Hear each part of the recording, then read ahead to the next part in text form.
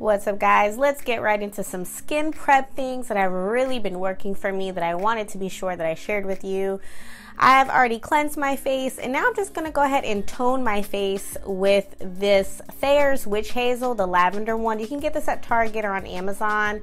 I absolutely love this toner. But then, y'all, this spray by Pearlessence, the Witch Tea Witch Hazel Balancing Face Mist, is everything. It is so cooling and so refreshing. This is the best scent that I have tried. You can pick it up at TJ Maxx, and it like blurs your face and really provides hydration and just really is just awesome. So while my face is setting that, I go ahead and do a lip scrub. This is the new one by Wet n Wild. This tastes like Sour Patch Kid gummies or Jolly Ranchers. And then I also use this other one by, I think, Eco Tools. I'm not quite sure. You guys know that all products will be listed down below, but this one is a little bit less gritty and is more oily and provides a little bit of slip on your lips, which I absolutely love. And then, of course, going to top on my favorite lip gloss, which is the Ulta Lip Juice Oil. I love this lip gloss. It provides such nice slip and keeps your lips nice and soft. And as you can see, my skin is doing really good. I had some breakouts there from trying a new primer, but other than that, it has been doing really awesome. And it's because of these products that I have been using. I'm going to go ahead and moisturize with the Neutrogena Oil-Free Moisturizer for sensitive skin. And I haven't had too many blemishes. I mean, up until this whole stuff on the side of my neck with the primer, I tried the NYX Angel Veil and my skin just did not like it, but I hadn't had a breakout in months. And I have been using this L'Oreal Matte Lock Primer, which is my favorite primer. And I ran out of it and I tried the Angel Veil and that was the worst decision ever. But this primer is like a lotion-based mattifying primer. So if you don't like those silicone-y, slippery feeling primers, but you need something that's going to mattify your face, guys, you need to pick up the L'Oreal Matte Lock. It is the perfect balance between feeling like a really nice primed face with your pores being filled in, and not overly dry, but still matte, okay? And then my other secret weapon has been this IT Cosmetics Bye Bye Breakout Full Treatment Concealer. And this is perfect for acne because it has a lot of awesome ingredients. It has witch hazel, it has kale and clay, it has sulfur powder. So this I put on any acne marks and any active acne blemishes. And this has not only cleared up any acne that I have, but it also has lightened up the dark marks, right? So if you have a blemish and it's kind of on the like down below, not quite at the surface, if you put this on, by the time you go to take off your makeup at night, it'll have drawn it to the surface and it's just awesome. And then I go ahead and blend out the edges with this Japonesque brush that I got. It's very similar to my Morphe brush. So if you're looking for an alternative for the Morphe concealer brush, this one is a good one. I think it's called the Go To Brush by Japonesque. But I just blur out the edges of that concealer, that treatment concealer I put, and just kind of blend it in seamlessly with my skin. That is IT Cosmetics concealer I got in the color Rich, and as you can see, it leaves a nice base for foundation. So I'm using the new Revolution Beauty Stick Foundations in the color F12 towards the center of my face, and then F13 on the perimeter of my face. And y'all, this is an amazing stick foundation. So if you are a fan of stick foundations and you like a dewy, luminous look, then this is definitely the foundation for you. Now, if you don't like dewy foundations, you won't like this one because it definitely leaves a radiance to your skin. It's not the most longest wearing foundation I have tried, but it provides really awesome coverage, and I think it just gives a really pretty natural finish to the skin. So definitely I would not recommend this for my oily girls, but if you have normal combination skin, you will love this. So we're going to be playing in the Saharan 2 by Juvia's Place, and I'm going to take the bottom three colors. I'm going to first start out with that color Taza, which is like that orange brown color, and I have already primed my lids because these babies are very pigmented, okay? Like if you haven't tried Juvia's Place shadows, woo, y'all are sleeping. I don't know too much about the customer service. I know there's some drama behind that, but we cannot deny the quality of these shadows, okay? So I'm just going in with that color Taza just as that initial transition color, and it is just absolutely beautiful. And I'm taking a Morphe M501 brush. This is just, there's nothing on it, it's just to blend it out. Then I'm going in with that burgundy color Zohra, and I'm going to put that a little bit lower in my crease, and again, blend that out into that browner color.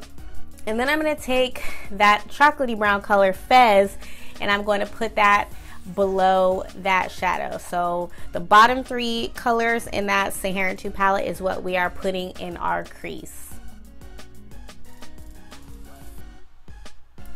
Now I really like this brown color Fez because it looks really pigmented in the pan, but it's actually a really buildable brown color. It's a great crease color. Instead of going directly into like a black, I think it's a great one to use because it's easily buildable. So definitely love Juvia's Place shadows. They are absolutely gorgeous.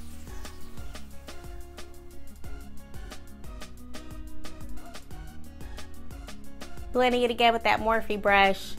And then I'm going to go ahead and cut the crease with my NARS Soft Matte Complete concealer, and using a stiff flat brush from the Amazon brush set, and just cutting that crease really quickly. And then I'm going to go in with this peachy golden duochrome color in the palette called Marrakesh.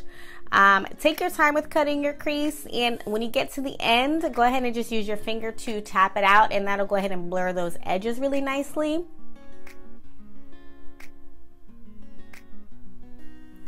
This color is so pigmented, y'all. Like my camera's not even doing it justice, but it's really like an orangey, peachy gold.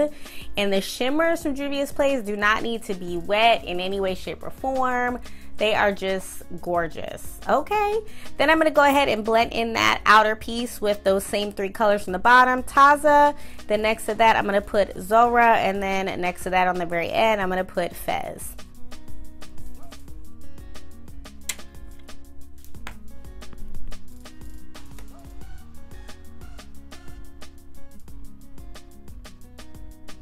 I'm also going to be doing my lower lash line with these same 3 colors, same order, same deal. So I don't think I end up showing you guys that, but it's just pretty much, you know, the same thing.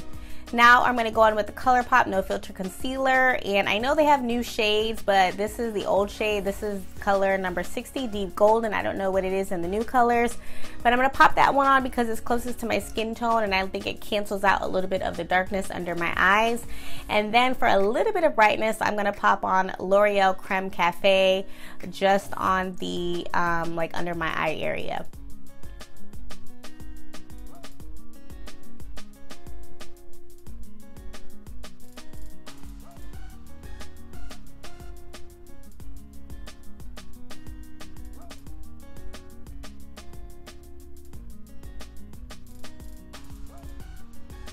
Now to cream contour, I'm going to take the LA Girl Pro Concealer in a beautiful bronze, and I'm taking this Shop Miss A brush, and I'm just going to rub that on the back of my hand, and then go ahead and sculpt out my cheekbones, do my hairline, and all that jazz, just to create a little bit of dimension on my face. I love this color for cream contour because it's not too cool tone, but it's not extremely bronze, and it's not too far off from my natural skin tone, so it just provides a really nice sun-kissed look.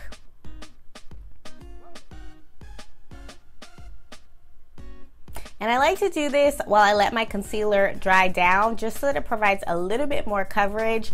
If I go right into blending out concealer, I feel like it loses coverage. But I wanted to try this Real Techniques body sponge. I've heard nothing but good things about it. Y'all, this thing is absolutely way too big.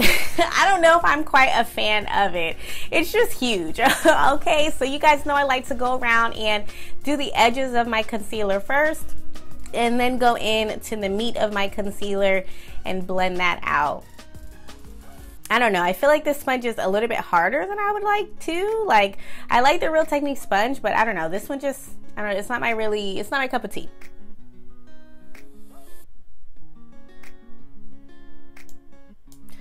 It is helpful that it's blending everything together, including that cream contour, to make a really seamless look though. But I do go back with that brush and just kind of deepen up any areas that got, you know, erased, and just, you know, make it look really seamless. Now I'm going in with my new baby, y'all. This is my new favorite setting powder. This is from number 7. I got this from Target. It's the Translucent Perfect Light Loose Setting Powder, and I like to use like a fluffy oblong looking brush like this. This is the e.l.f. highlighting brush, and this is the I think the multitasking brush or baking brush from Japonesque, but super pretty to use, or super easy to use with this beautiful powder, because this powder does such a great job of just blurring everything. And one thing I've been liking to do is put the powder over my eyebrows too, to bake my eyebrows a little bit. This is a pinkier base powder, which honestly I'm normally not a fan of. I normally go for like a banana yellow powder, but this powder is just so silky and pretty. This is actually my favorite powder to use to touch up throughout the day. So you know, sometimes if you throw on powder on your makeup after a few hours, it makes it look like crepey or cakey and just not good. This powder does not do that. Like, you can wear your foundation for 7, 8, 9, 10 hours. I don't care what foundation it is. Pop this powder on it and it looks brand new. It just gives such an airbrush soft look. Now for a little bit more color to my face and to set the rest of my face, I'm going in with the Collab Loose Setting Powder from Sally Beauty. This is my baby. You guys know I love this powder, and I also go a little bit over that number 7 powder just because, again, it is that pinkier undertone and I like more of a brown banana-ish tone. But oh my gosh, y'all, I've just been loving powders lately, like real talk. Going into bronze a little bit more with the CoverGirl Ebony Bronze Bronzer. You guys know this is an OG.